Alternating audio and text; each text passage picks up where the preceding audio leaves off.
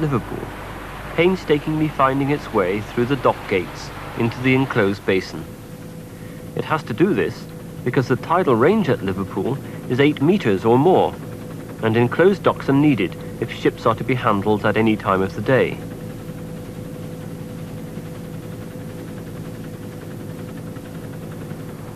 Not that this is a problem in Liverpool today.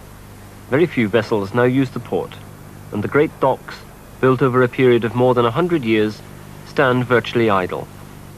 Liverpool was once one of the great ports of the world, and the extent of its decline can be seen from this historic piece of film. This was shot by the French filmmaker Lumière from a train running on the overhead railway at the turn of the century, and it shows a port crowded with ships. Docksides piled high with cargoes, raw materials from the furthest corners of the British Empire, manufactured goods to be exported to all parts of the world. The ships queued in the approaches to the Mersey estuary, waiting for a berth in the port, and even with the docks working night and day, the wait could be a long one. But there are no ships queuing today.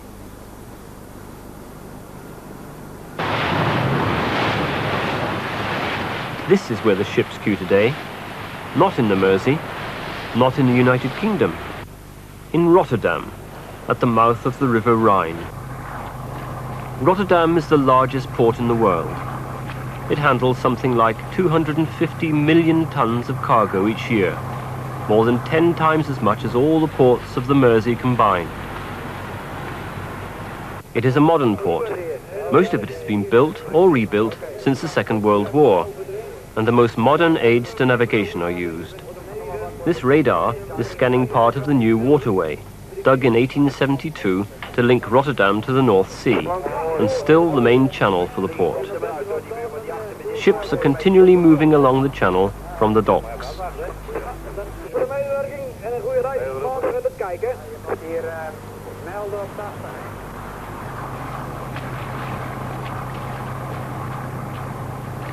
There are ships of all types and sizes, from virtually every country in the world. The ports of registration tell it all.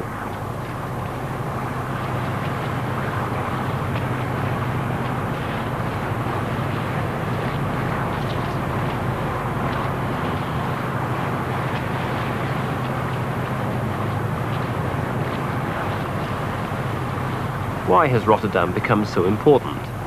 The answer is very simple. Rotterdam is here, at the mouth of the Rhine. The port handles goods from Switzerland, France, Germany, Belgium. One of the most densely populated, the most heavily industrialized, and the richest areas in the world. This is the area served by the port. It's hinterland.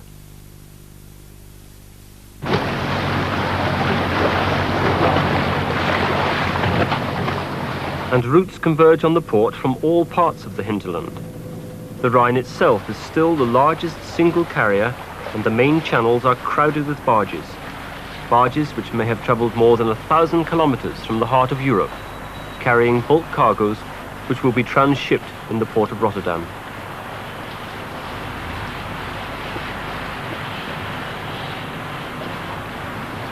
Trips take days, even weeks. Families live on the barges. Children going to special schools along the waterway. They even take their motor cars along with them.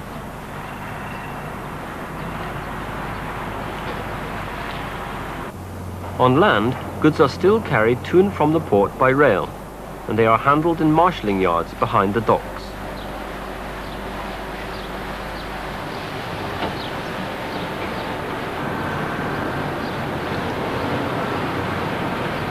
But, as in the rest of the world, more and more traffic is being moved by road, and in Rotterdam the motorways cross and recross the shipping lanes.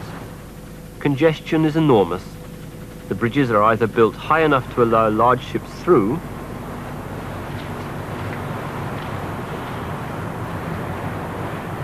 or they can be raised and lowered in various ways.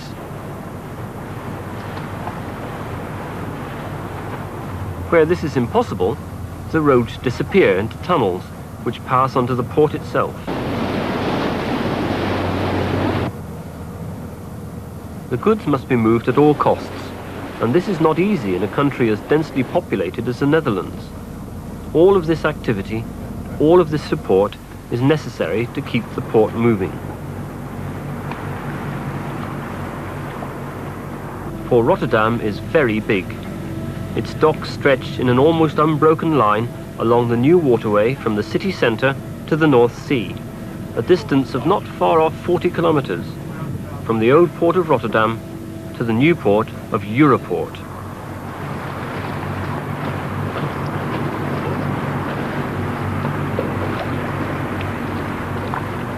This is the new waterway near the city centre. The docks here are old, some of them dating back to the early years of the century. From the air, they resemble the docks at Liverpool, but they are not enclosed. The tidal range here is 1.5 metres, so low that locks and lock gates are not needed. It is in these docks that general cargoes are handled, and ships are loaded in the traditional way, direct from the quayside.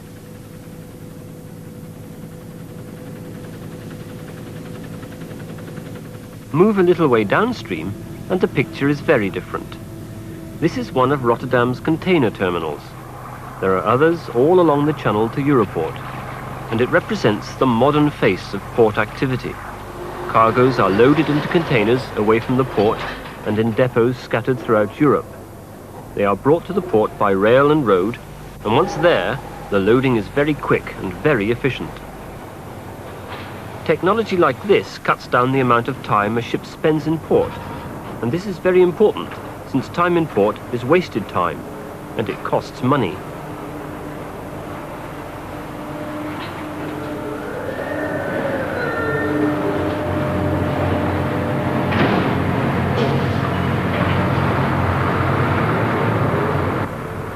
The entire port is geared up to make turnaround as quick as possible.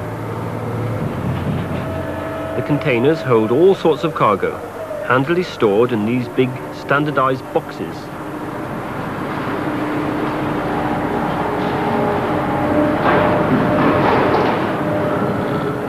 As one truck departs, another moves into position.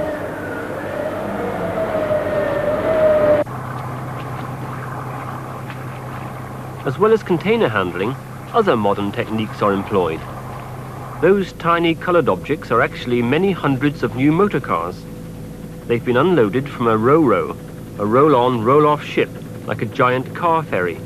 Again, all for speed of handling.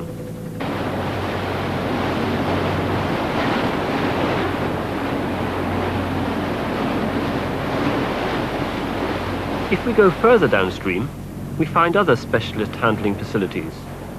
We're now in this area. Here there are oil refineries and chemical plant using oil as raw material. But the biggest oil complexes are in deeper water, further down at Europort, as we shall see. This is one of the biggest chemical complexes in Europe, with some of the world's biggest companies.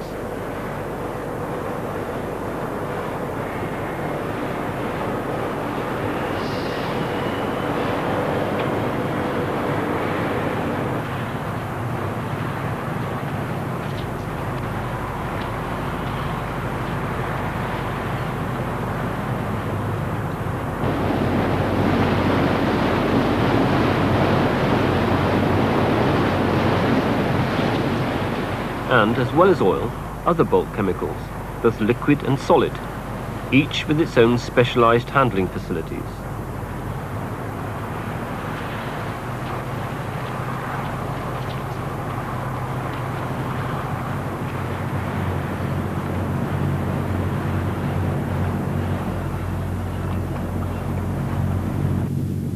Into even deeper water. The docks here are 23 meters deep, and the facilities become more impressive. This, for example, is one of the largest coal terminals in Western Europe.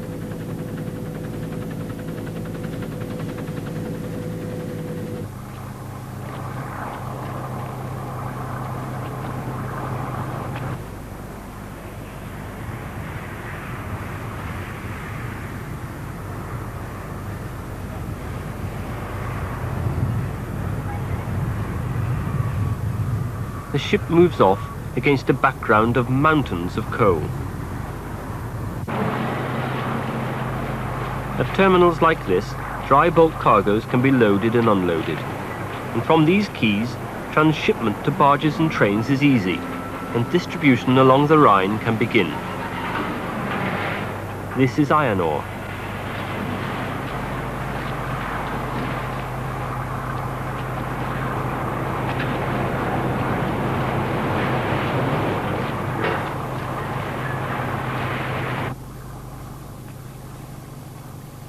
And finally to Europort and the open sea. This is a new port complex built within the last 25 years. It is completely man-made and yet one of the deepest harbours in the world. Europort's enormous oil terminal can accommodate tankers and bulk carriers of up to 250,000 tons. Big ships require deep water, and this Europort has, dealing with vessels far too big for the port of Rotterdam upstream.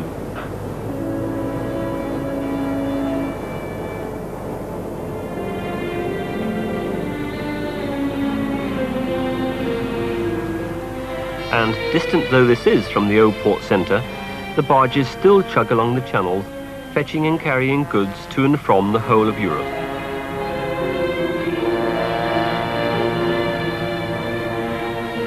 Compare this with Liverpool. This was once Liverpool's main link with its hinterland. These are the Eastham locks at the entrance to the Manchester Ship Canal. It looks, and is, deserted. Built at the end of the 19th century, the canal allowed the largest ships of the day to sail up the Manchester docks. For more than 50 years it was a major shipping route, but today it's deserted. The contrast could not be more striking.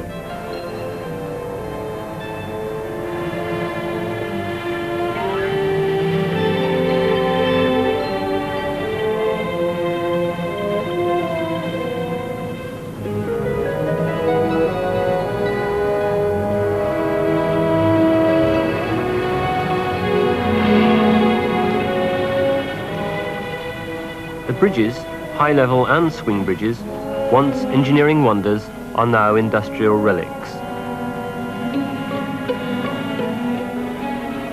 The docks, which once made Manchester the Rotterdam of the Northwest, with Liverpool its Europort.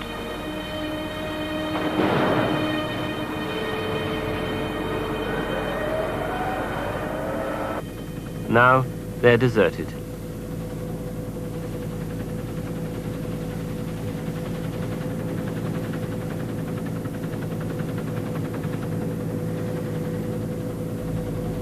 The decline has been cataclysmic, and it's easy to blame it on the so-called British disease: lack of investment, low productivity, restrictive practices among the workforce in the docks, poor labour relations, a failure to use new technologies. But that is too easy.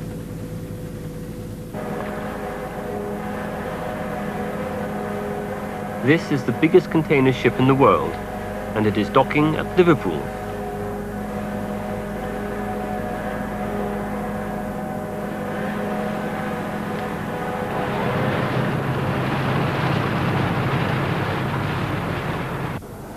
Slowly, she moves through the locks, with just enough room to spare.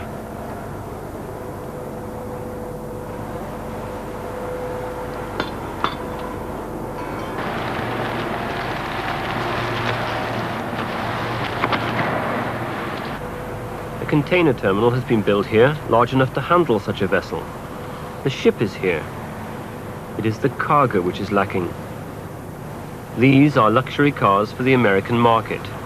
Not quite as dramatic as the car pounds at Rotterdam.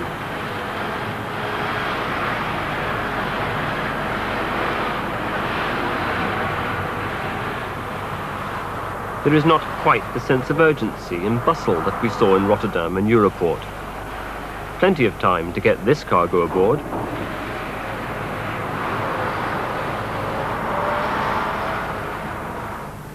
The docks nearby have facilities as modern as those in Europort to handle general cargoes.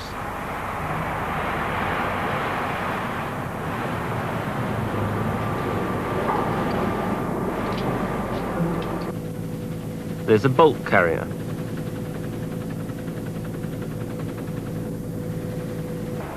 Stocks of timber, railway lines for India. Many cargoes, but nothing like the traffic which used to pass through the ports of Liverpool and Manchester at the end of the ship canal. The deep water docks of Liverpool are modern, efficient, but underused.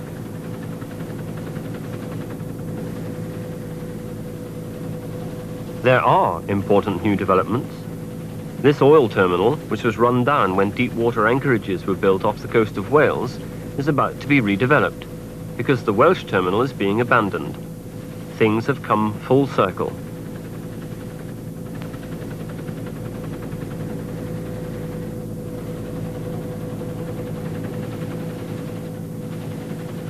But this is the overwhelming impression of Liverpool, the Albert Dock. At the beginning of the 19th century, one of the great docks of the world, is now an industrial museum. The Albert Dock redevelopment has turned it into a centre for tourists, with little boats and shops.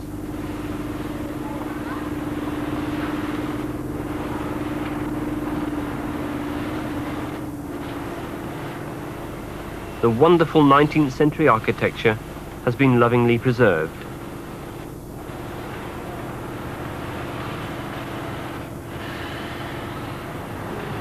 It's a pleasant place to visit and stroll around in.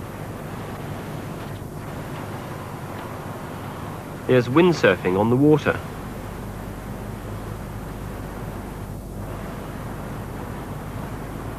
Tourists instead of merchants and dock workers. The old pump house is now a pub. The customs house, a TV studio. These are very different scenes from those filmed by Lumiere at the end of the last century. Why this decline?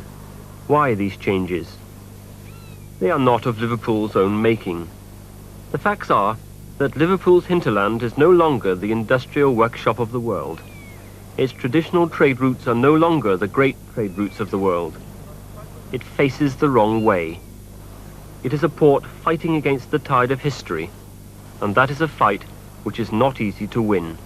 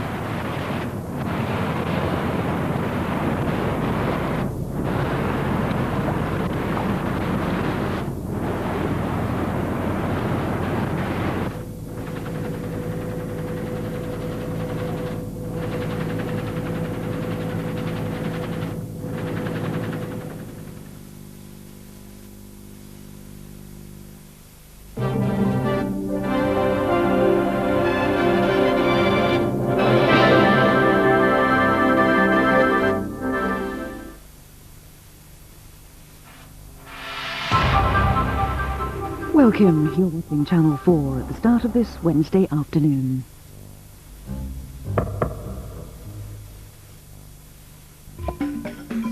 I'm Colin Spencer. In food...